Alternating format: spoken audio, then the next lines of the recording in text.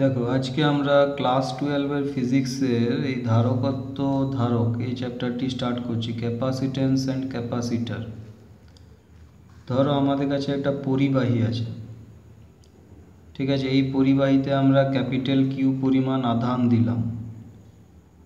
তো যখন পরিবাহীটাতে কোনো আধান ছিল না তখন ওর বিভবও কত ছিল? 0। তাহলে এবারে পরিবাহীটাতে যখনই আমরা আধান দেবো তখনই ওর বিভবটাও কী হবে? বৃদ্ধি পাবে।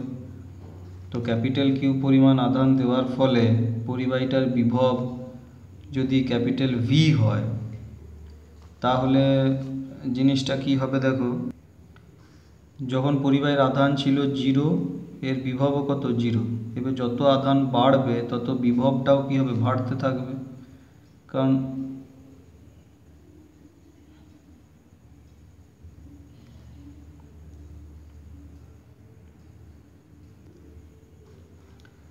তাহলে যখন পরিবাহীর আধান 0 তখন ওর বিভবটাও কত? 0। এবারে যত ওর আধান বাড়বে তত ওর বিভবটাও কি হবে? বাড়তে থাকবে। কারণ আমরা জানি ভি ইকুয়ালস টু 1/k কিউ/r হয়। তাহলে আধান বাড়লে বিভবও বাড়বে। তাহলে আমরা লিখতে পারি যে Q varies as V, Q varies as V, এটা লিখতে পারবো সমানুপাতিক। তাহলে কিউ সমান হবে একটা ধ্রুবক ইন্টু ভি, ঠিক আছে। এই ধ্রুবকটাকে সি দিয়ে লেখা হয়। এই সি, এই ধ্রুবকটাকেই বলা হয় পরিবাহীর ধারকত্ব। সি ধ্রুবকটাকেই বলা হয় কি না? পরিবাহীর ধারকত্ব। ধারকত্বর সংজ্ঞাটা দেখো আমরা এই সম্পর্কটা থেকে পেয়ে যাবো, Q equals to C V. এখান থেকে যদি ভি ইকুয়ালস টু 1 হয় তাহলে সি ইকুয়ালস টু কিউ হবে। ভি ইকুয়ালস টু 1 হলে সি ইকুয়ালস টু কিউ হবে। এর মানে কি? এটা পরিবাহীর বিভব একক পরিমাণ বৃদ্ধি করতে যতটা আধান দেওয়া হবে সেটাই হচ্ছে পরিবাহীর ধারকত্ব। একটা পরিবাহীর বিভব একক পরিমাণ বৃদ্ধি করতে যতটা আধান ওই পরিবাহীতে দিতে হবে সেটাই হচ্ছে ওই পরিবাহীর ধারকত্ব। দেখো ধারকত্ব সিটা হচ্ছে স্কেলার রাশি, কারণ Q equals to C V, আধান কিউটাও স্কেলার রাশি, বিভব ভিটাও স্কেলার রাশি। তাহলে ধারকত্ব সিটাও কি হবে? না স্কেলার রাশি হবে। ধারকত্ব সিটা হয় সর্বদা পজিটিভ। ধারকত্ব সিটা সর্বদা পজিটিভ, কারণ Q equals to C V হলে সি ইকুয়ালস টু কত হবে? না কিউ/ভি হবে, ঠিক আছে। তো কিউটা যদি পজিটিভ হয় তাহলে ভিটা পজিটিভ হবে। তাহলে বলছিলাম যেটা, যে ধারকত্ব সি সর্বদা পজিটিভ হয়, কারণ C equals to Q V. Q positive হলে ভি পজিটিভ হলে হবে। তাহলে কিউও পজিটিভ ভিও পজিটিভ, তাহলে সিটাও পজিটিভ হবে। আবার কিউ যদি নেগেটিভ হয় আমরা জানি ভিটাও নেগেটিভ হয়। তাহলে কিউও যদি নেগেটিভ হয় আবার ভিটাও যদি নেগেটিভ হয় তাহলে নেগেটিভ নেগেটিভ মানে কি হয়ে গেল? সিটা পজিটিভ হয়ে গেল। তাহলে ধারকত্ব সিটা অলওয়েজ ধনাত্মক রাশি।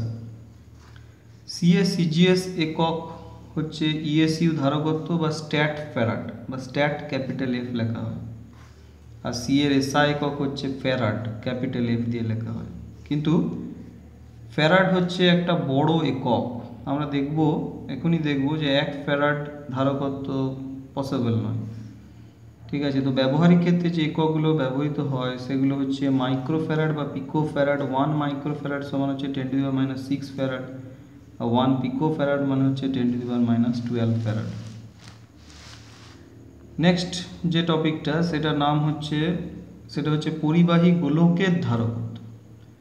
পরিবাহী গোলকের ধারকত্ব, ঠিক আছে। ধরো আমাদের কাছে একটা গোলক আছে যার ব্যাসার্ধ হচ্ছে ক্যাপিটাল আর মিটার, এবং এই গোলকটিকে ক্যাপিটাল কিউ কুলম আধান বাইরে থেকে দেওয়া হলো, ঠিক আছে। আমাদের কাছে একটা গোলক আছে যার ব্যাসার্ধ হচ্ছে ক্যাপিটাল আর মিটার এবং এই গোলকটিকে ক্যাপিটাল কিউ কুলম আধান বাইরে থেকে দেওয়া হলো। তাহলে ক্যাপিটাল কিউ কুলম আধানটা গোলকের মধ্যে সুষমভাবে বণ্টিত হয়ে যাবে, ঠিক আছে। তো সেই কিউ কুলম আধানটাকে আমরা ধরে নিতে পারি যে গোলকের কেন্দ্রতে কেন্দ্রীভূত আছে। প্লাস ক্যাপিটাল কিউ কুলম আধানটা ধরে নিতে পারি যে গোলকের কেন্দ্রতে কেন্দ্রীভূত আছে।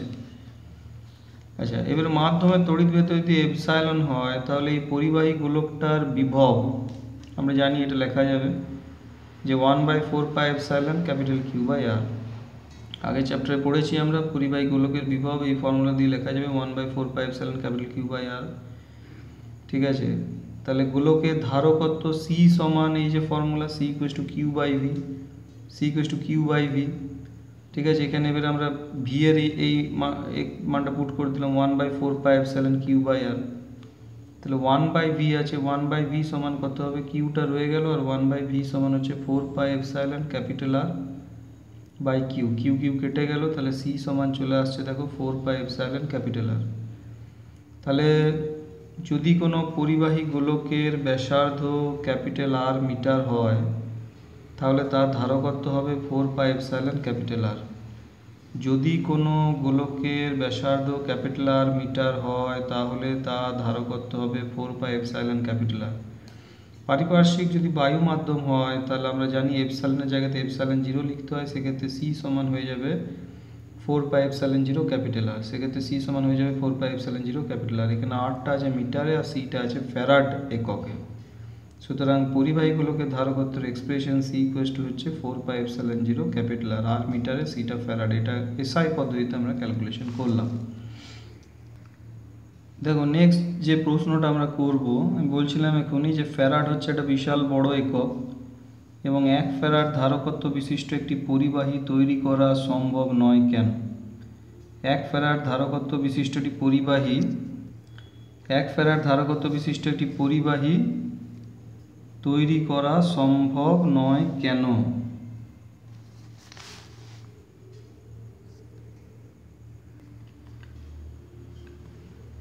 তাহলে 1 ফ্যারাড ধারকত্ব বিশিষ্ট একটি পরিবাহী তৈরি করা সম্ভব নয় কেন? দেখো আমরা দেখলাম যে পরিবাহী গোলকের ধারকত্ব এটা লিখতে পারবো সি ইকুয়ালস টু 4πε0 R। এখানে সিটা দিয়ে দিয়েছে 1 ফ্যারাড, তাহলে আরটা কত এটা আমাদেরকে বের করতে হবে। পরিবাহী গোলকের ধারকত্ব রাশিমালা আমরা দেখলাম সি ইকুয়ালস টু 4πε0 R। সিটা 1 ফ্যারাড দিয়ে দিয়েছে, তাহলে সেক্ষেত্রে গোলকের ব্যাসার্ধ ক্যাপিটাল আরটা কত হয় বের করব। তাহলে ক্যাপিটাল আর সমান হবে 1/4πε0 ইন্টু সি। আমরা 1/4πε0 মান জানি 9 ইন্টু, আমরা 1/4πε0 মান জানি কত হয় সেটা 9 ইন্টু 10⁹9। ঠিক আছে, আর সি এর জায়গাতে এই যে 1 ফ্যারাড এটা বস করে দিলাম। 1/4πε0 মান হচ্ছে 9 ইন্টু 10⁹9 আর সি এর মান 1 ফ্যারাড, সেই 1টা বস করালাম। তাহলে 8টা মিটার এককে আসবে। কত মিটার আসছে না 9 ইন্টু 10⁹9 মিটার।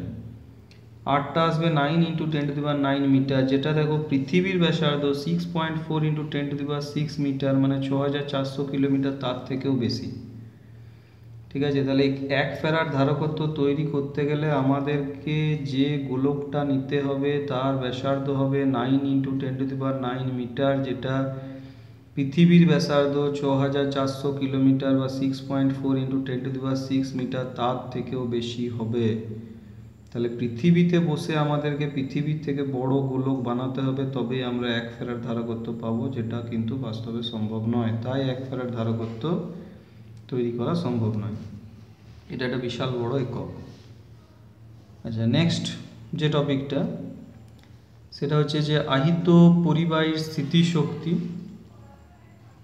বা আহিত ধারকে সঞ্চিত শক্তির রাশিমালা।